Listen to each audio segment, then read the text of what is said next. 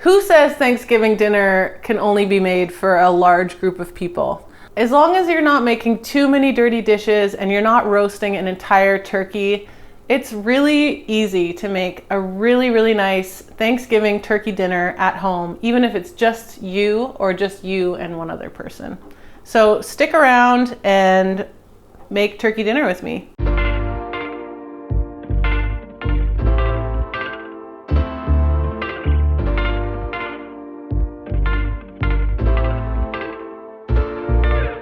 I love turkey dinner. It's my very, very favorite dinner, I think, in life. I've designed this turkey dinner to be very doable for a dinner for 1 or 2 people. So that means we're not gonna make too many dirty pots and pans. There's not too much going on. We're not gonna end up with tons of leftovers. We might end up with a little bit of leftovers, depending on how much you make. But yeah, it's all gonna happen on 1 baking sheet and in 1 pan, and it's all gonna come together within about an hour, I'd say, from start to finish. I do have some things prepped ahead of time so that this isn't gonna be an hour-long video. So, what do I have here? 1 sweet potato / yam, whatever you like to call them. Some roasting potatoes. These are just some white roasting potatoes. They're pretty small.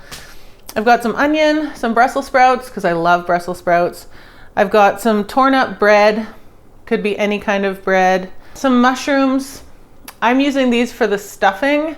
Actually, what I wanted to do for the stuffing was use sausage. I wanted to find like a nice kind of sagey, appley sausage, but my grocery store didn't have anything like that. So I ended up just going with mushrooms, and I'm gonna put an apple in too.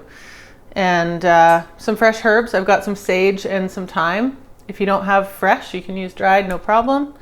And I have some chicken stock. This could be turkey stock. It would be great if it was turkey stock. This is actually just better than bouillon, the chicken one. I quite like better than bouillon. And I do kind of like, I make it a little bit more watered down than what it says so that it's not too salty. And a couple other bits and pieces, but that's kind of the main elements. Oh, the turkey, of course, it's in the fridge. Okay, so let's get started. First off, I'm gonna get these guys into the oven. So I have cut these white fleshed kind of roasting potatoes in half, and I've also cut a yam or sweet potato in half. I found it really hard to find a sweet potato that wasn't massive. Like some of the ones in the store are insanely huge. So if that's all you can find, you can just use a chunk of it, I guess. So I have the oven heated to 450 degrees. I'm just gonna dump some olive oil all over this stuff. Not too much. And then keep it pretty simple, just a bit of salt. I'm not even gonna use pepper here. And then I just kind of wanna rub it all around and make sure it's all nice and oily, both sides. Oh, I'm so excited for the house to smell good.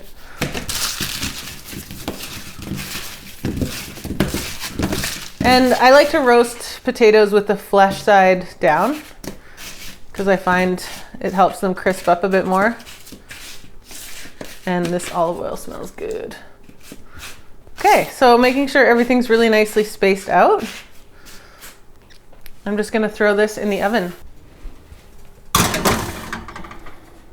Those potatoes and sweet potatoes all together are gonna take about 40 to 45 minutes to cook. But halfway through, we're gonna add the Brussels sprouts to the tray. So I've set a timer for 20 minutes so we can move on with other stuff.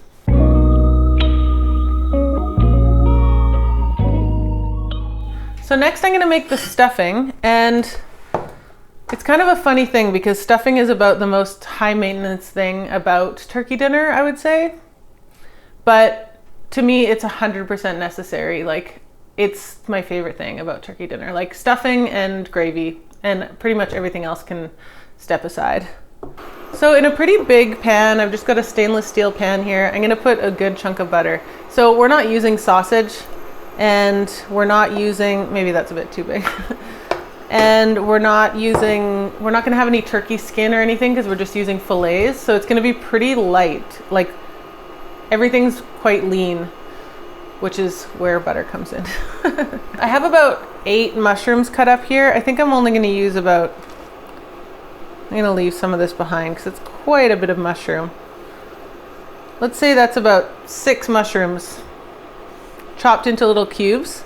You could definitely just blitz these up in a food processor if you want. I just chopped them into little chunks earlier. In with the mushrooms, I'm going to put about 1/2 an onion.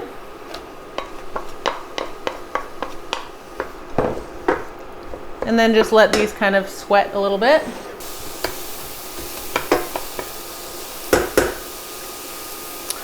Sometimes to encourage things cooking a bit faster, I like to just stick a lid on, and that really helps.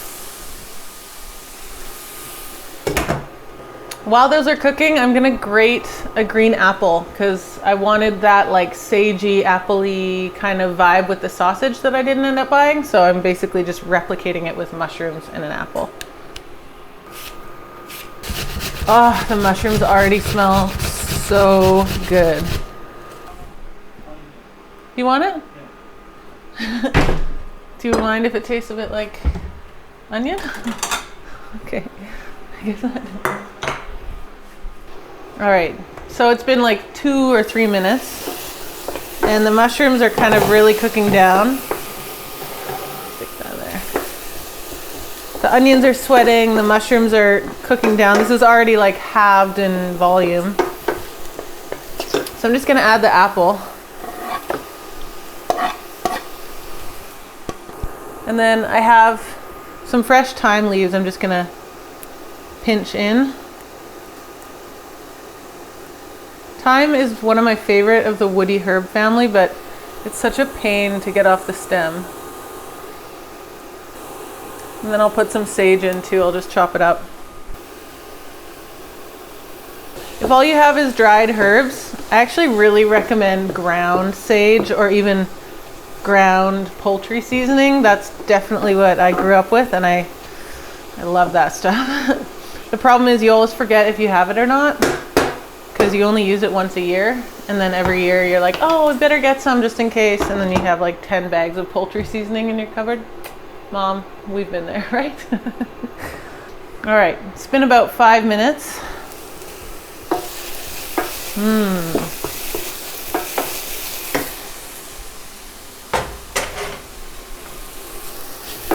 So everything's nice and soft. The apples are soft now too. And we're even getting a little bit of crispy bits on the bottom from the mushrooms and the onions. So at this point, I'm just gonna throw in a little bit of the chicken stock that we have. Like 1/2 cup or so, just to bring the bits off the bottom. And then I'm gonna add the bread. So this could really be any bread you have. I actually love using like really crappy white fluffy bread or even just crappy brown bread, any kind of crappy bread. But this is really nice bread. This is a nice beautiful sourdough from my favorite local bakery, Fillets P. So that's gonna go in. And actually I'll just turn the burner off now because at this point it's just about mixing everything together. And I did put salt in at the beginning, but I'm gonna just taste this again. I want the bread to get nice and soggy. And this is a perfect place to use up stale bread because it really soaks up more flavor. Oh yeah.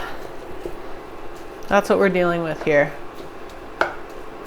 I'm gonna give it a taste. It's nice. Needs a bit of salt. And pepper. And honestly, if I had some dried sage or poultry seasoning, I'd probably put it in now because I just feel like it gives it so much Thanksgiving flavor, but I don't. So I'm gonna add a little bit of parsley because I actually just think when you're having turkey dinner, everything's so like beige a lot of the time that throwing in a little parsley here and there is just always a good idea. So this is done and it looks wonderful and it's really nice and soaky. I'm just gonna transfer it into a bowl and put it aside for now.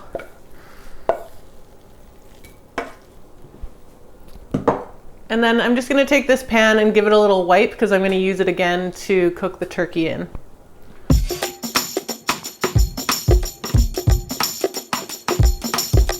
All right, next up we're gonna make the turkey. So I have these kind of like cutlets of turkey, or fillets if you will.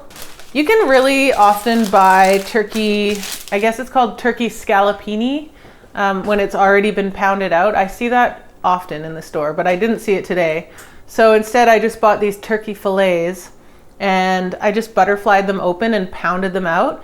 And I actually did a whole video about that with chicken quite a while ago, so I'll leave a link up in the corner there and in the description to that video. It's pretty simple. It's one of those things, like, it's a definite extra step, but it is worth it because then you get this nice, even, thin piece of meat and it cooks so nice and quick. And it's just great. So I've got 3 here because I just have 3. That's why. I'm gonna preheat my pan to medium heat. And I'm just gonna season these really well with salt and pepper. I just want an even distribution. I like it to be quite peppery. Turkey on its own doesn't have a ton of flavor, so I like to cram it in. Grab some tongs here, and I'm gonna do the same on both sides.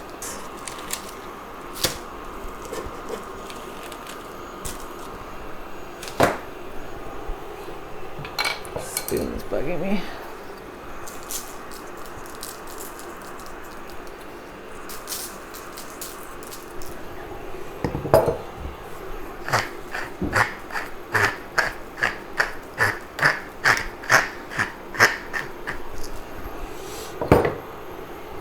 All right, and then after the turkey is seasoned, I just want to dredge it in a little bit of flour, which is going to help to make a nice kind of brown crust, but it's mostly going to help to thicken the gravy afterwards. Get some regular old flour there. I would season the flour, but you don't really need to since you just seasoned the turkey. And then just kind of dredge it in here.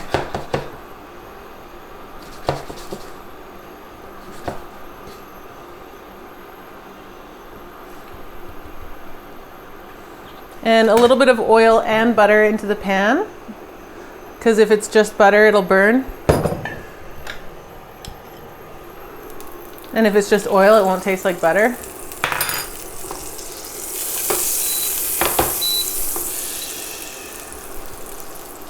I'm the induction burner whisperer now. And then just kind of shake off the excess. You don't really want too much extra flour. And just lay it in. I might have to do these in 2 batches, we'll see. I think I'm gonna risk it and cram them all in. Oh, it's like a glove. Look at that. Once these are in the pan, they take like barely any time to cook. They're so thin. I'm gonna say they're gonna take about 2 to 3 minutes on each side. So as soon as the first side is brown, you can flip it. Give it another minute or so. See how that's looking. Oh yeah, nice. Nice and golden. I'll flip that. The thing about getting it brown is it's gonna make it taste good because it's brown, but it's also really important for getting some good brown bits in the bottom of the pan for gravy. I'm gonna let these keep going for another minute, and in the meantime, I'm going to check on what's going on in the oven. The potatoes and sweet potatoes have been in for 20 minutes, and they're already looking really nice and brown, and they're getting quite soft. So I'm gonna put the Brussels sprouts in now. So I'm just gonna move these all over to one side. I think I need an implement for that. So scooching everything over to one side. Oh, it looks so nice. And then I'll just give a little olive oil treatment to the Brussels sprouts and some salt. Can I toss them in this tiny bowl? This is not how you're supposed to do things. Get a bigger bowl, but I think I'm pretty good at tossing. Get a little. Yeah, it's great. You guys, am I really good at tossing? Okay, so get these onto the tray. And again, like the potatoes, I do like to try and get them cut side down because I feel like that gives them the best chance at crispiness. And then really quite quickly, I'm just gonna fire this back into the oven for another 20 to 25 minutes. Okay, at this point, we're just hoping that we're not burning the turkey. Oh, it's perfect. Perfectly brown, so nice. So flip that guy over. You know, we could totally add the rest of those chopped mushrooms to the gravy. Do you guys like chunky gravy or smooth gravy? I just made a last minute snap decision to add those other chopped mushrooms that we had to the gravy because I think that'll make it really, really nice. The turkey's gonna come out. It looks great. This is like a perfect piece of turkey. I'm so thrilled, just thrilled. And then I'm just gonna set that aside for now and I'm gonna build the gravy. If you wanted to add onions or something, that would be really nice too. I'm just gonna add a little bit of stock to start the...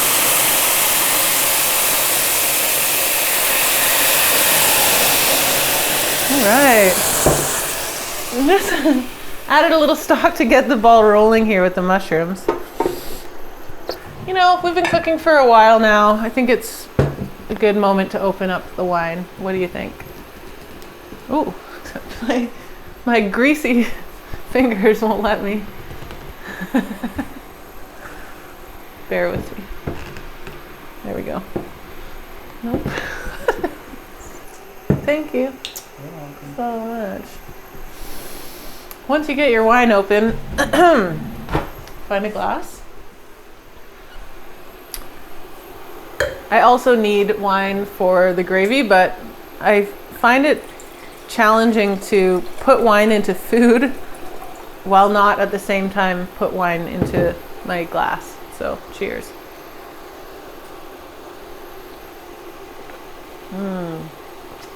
White wine is so Thanksgiving-y to me. This one is from the Hatch, Bianco from the Hatch in the Okanagan Valley. I find it quite nice. Okay, so I'm just kind of cooking the brothy mushrooms down a little bit here just to soften them up. Mushrooms really help with the color too for gravy. Nice to get that dark, rich color. Once the moisture is a little bit evaporated from the stock, I'm just gonna add some wine. Zero measuring going on here. I love winey gravy. Let's just put it that way. And I'm gonna crank up the heat a bit to really reduce it down. Okay, so once the mushrooms are cooked down, I put the wine in. I reduced the wine by quite a bit, so it's quite well reduced. I'm just gonna add a little bit more stock because I want more volume of gravy at the end of the day. So I'm gonna add enough that I get the amount of gravy that I want. So, you know, about like that. And it'll thicken up, of course, because I'm gonna add the turkey back to it, which will help thicken it up because it's all floury. Okay, so this is like a really delicious looking, very juicy, mushroomy broth, but it's got lots of stock and lots of wine and it just looks really good. I'll just give it a quick taste. We're gonna still do some final adjustments. It's nice. Okay. At this point, I'm gonna add back in the turkey. And this, because it's got the flour on it, is gonna help thicken this juicy mixture. I'm just gonna kind of nestle it right in there. If there's any juices on the plate, you can dump those in too. And I'm gonna turn the heat down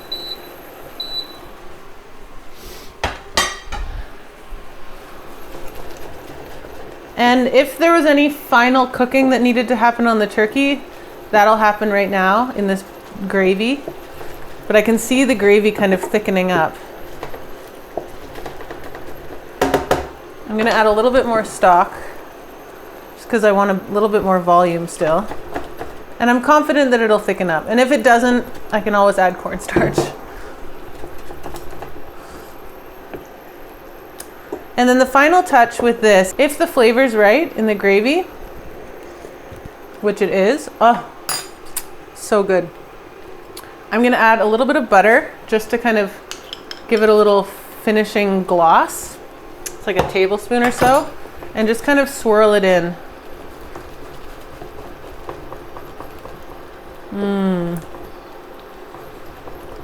This is technically called monte au beurre, which is like mounting with butter, but I'm not doing it that properly.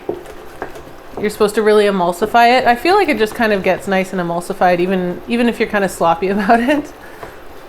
One more final touch with this gravy is just to add a little bit more fresh herbage. So I've got some thyme, some sage, and some parsley. Just gonna chuck that in. Just kind of let it sit in there. Get to know each other. Delicious. Okay, so I'm just gonna turn this off and push it off to the side while we finish our other stuff.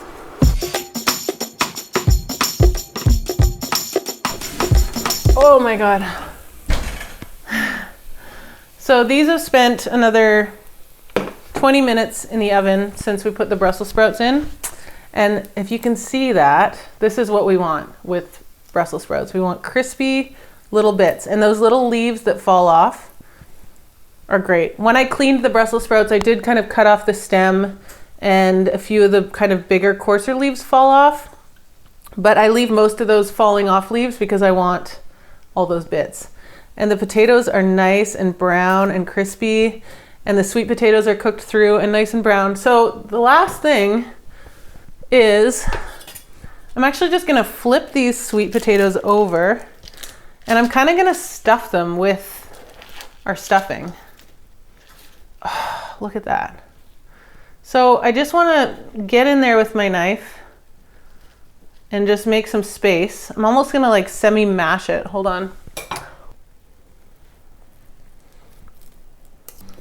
So I've got my stuffing, which is cooled slightly, but not too much. It's still warm-ish. And I'm just gonna kind of pile it up on top of these sweet potatoes. Now, if you're a vegetarian, this is dinner. Like, this would make me so happy. I really don't need turkey. I mean, if I was vegetarian, I would make some kind of mushroom gravy to go with. But that's like 100% decent. So I'm gonna cram as much as I can because I love stuffing. But whatever you've got left over, just have it for breakfast. Fry it in a little pan with your eggs tomorrow morning. I dare you. Look at that. It's good, isn't it? Okay. And just because it's Thanksgiving and we love butter, I'm gonna put a little knob of butter, or like a few little dots of butter on top of the stuffing, and get it back in the oven for just kind of 5 minutes or so while we get our plates ready.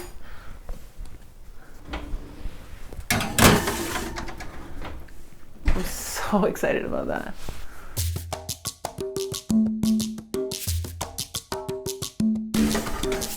Oh yeah.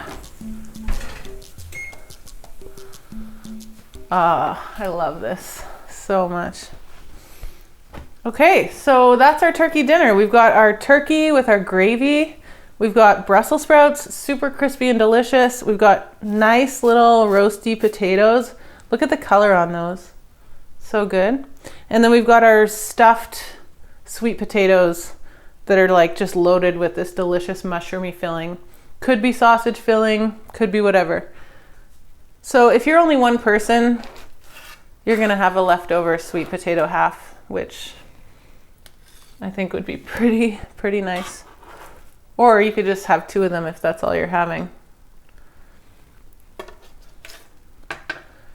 And then a few potatoes. Oof. And a few Brussels. Oh my God, where's the turkey gonna go? I didn't leave enough room for turkey. Hold on, I can figure this out. Okay, it's not a Thanksgiving plate unless it's like completely overloaded, right? That's my understanding anyway. And then just grab some of this gravy and put it all over everything, including the stuffing, because that's delish. Now, if you're a cranberry sauce person, which I am, I have a cranberry sauce video. It was one of our earliest productions at How to Make Dinner HQ. But it's a pretty good video. Actually, I still think it's pretty decent. But when you're making Thanksgiving dinner for 1 or 2 people, I do find making cranberry sauce seems like a little bit of overkill. For our purposes today, I've decided to go with store-bought preserves. So this could be store-bought canned cranberry sauce if you want, but I've got this really nice cranberry and pepper spread. It's like a chili habanero-y kind of spicy. It's almost like red pepper jelly, but with cranberries. It's from Salt Spring Island Kitchen Co. I feel like I've been name dropping a lot of brands in this episode, and none of them are sponsoring me, by the way. So this to me is just about perfect. And if I didn't have this, I would probably use some kind of like chutney, like either a homemade chutney that I have on hand, because I always have it on hand, or a store-bought kind of nice preserve or chutney from like a nice local shop or whatever. So I'm gonna put a blob of this right next to the turkey, and a little bit of spicy kick is kind of awesome. You know, everything's very like cooked and warming and soothing, but a little bit of spice kind of just breaks things up a little bit. So that's it. That's our Thanksgiving dinner. And I think it took like maybe an hour altogether. Only 2 dirty dishes, although I had some extra ones because I had done some prep ahead of time. You won't have that same kind of thing unless you're making a video about it, which I doubt. Oh. Okay, so we're gonna go eat this now. Thanks so much for joining me and making this delicious turkey dinner with me. I hope that you make it. If it's just you or just you and one other person, this is such a good way to go because you're not using too many dirty dishes and you're not roasting a whole turkey. You're not spending all day cooking. So give it a go. Let me know how it goes and we'll see you next week.